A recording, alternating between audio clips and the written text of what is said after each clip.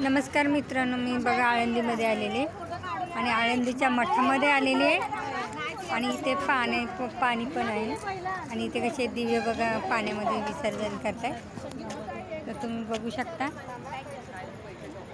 आळंदीला या पाय पडायला पाय. तर हे बघा विठू माऊलीच्या ह्याच्यामध्ये आलेले आणि एवढं म्हणजे अंधार असल्यामुळं काही एवढं दाखवू शकत नाही. ब्रिजच्या खालीच आहे बघा, गाड्या पण जात आहेत तिकडून. तुम्हाला कसं वाटतं ते मला नक्की कमेंटमध्ये सांगू शकता.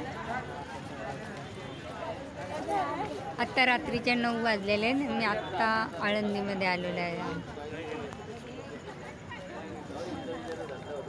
ते बघा मी पाण्यात उभी राहिलेली आणि मी पण दिवा सोडलेला आहे. तो बघा तिकडपर्यंत दिवा गेलेला आहे.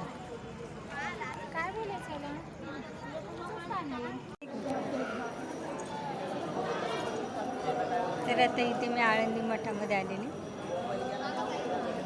दर्शन घ्यायला, पण इथे आतमध्ये पण विठू माऊलीचं दर्शन काय भेटणार नाही. तुम्ही बघू शकता.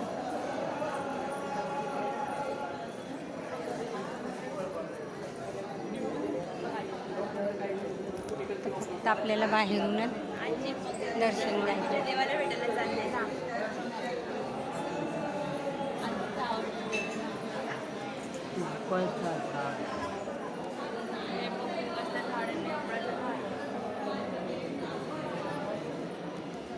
खूप वेळ झालेला आहे, रात्रीच्या 9 वाजलेले आहेत. या आळंदीला आळंदी मठामध्ये विठू माऊलीचं दर्शन घ्यायचं. इंद्रायणी नदीचं दर्शन घेतलं का?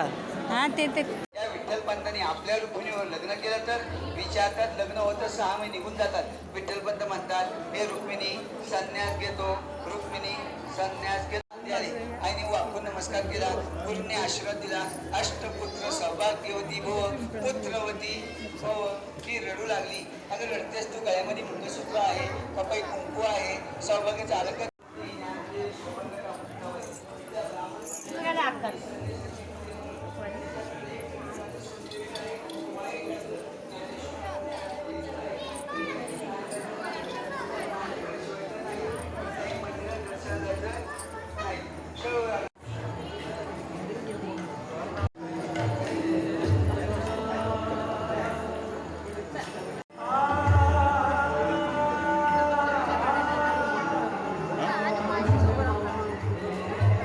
आळंदीला दर्शन घ्यायला.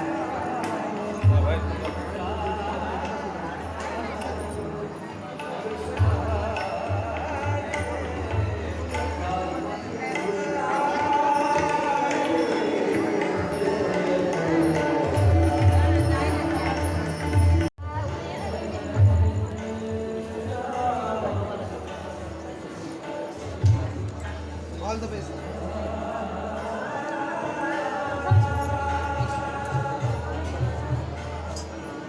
इकडे पण दाखव, आपल्या इथली साईड.